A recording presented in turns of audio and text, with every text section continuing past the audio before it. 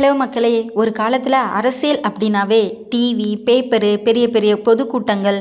ஆனால் இப்போ ஒரு 30 செகண்ட்ஸ் ரீலு, யூடியூப் ஷார்ட்ஸு, ஒரு வைரல் ஸ்பீச்சு முழு அரசியலையே மாற்றிடுச்சுல்ல. இப்போ மக்கள் பெரும்பான்மையாக டிவி பார்க்குறத விட மொபைல் தான் அதிகமாக பார்க்குறாங்க.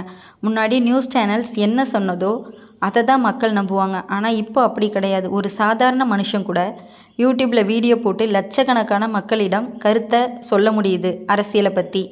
அதுதான் சோஷியல் மீடியாவோட பவருன்னு நினைக்கிறேன்.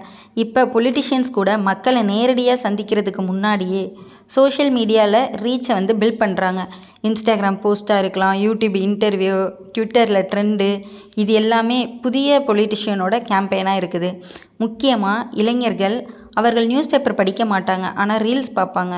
ஒரு மீமு, ஒரு எடிட்டு, ஒரு ஸ்பீச்சோட கிளிப்ஸு, அதுவே அவர்களோட பெரிய பொலிட்டிக்கல் ஒப்பீனியனையே சேஞ்ச் பண்ணிடுது.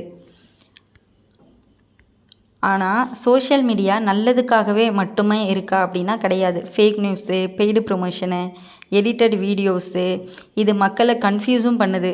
ஒரு பொய்யான தகவல் கூட ஒரு ஸ்டேட்டோட டென்ஷனையே அதிகமாக படுத்துது. ஆனால் ஒரு விஷயம் மட்டும் உண்மை, இப்போ மக்கள் சைலண்டான ஆடியன்ஸ் மட்டும் கிடையாது. அவர்கள் கமெண்ட் பண்ணுறாங்க, கொஸ்டின் கேட்குறாங்க, கிரிட்டிசைஸ் பண்ணுறாங்க. அதனால் பொலிட்டிஷியன்ஸ் கூட மக்களை இக்னோர் பண்ணவே முடியலை.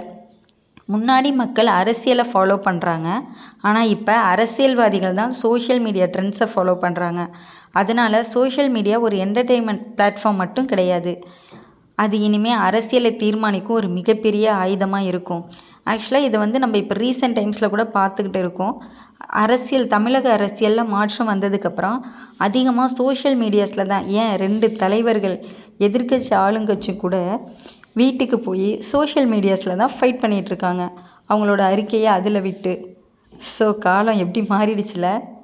ஆனாலும் இதுவும் கூட ஒரு மாதிரி க்ரேஸியாக இருக்குல்ல. ஃபாலோ பண்ணிவிடுங்க.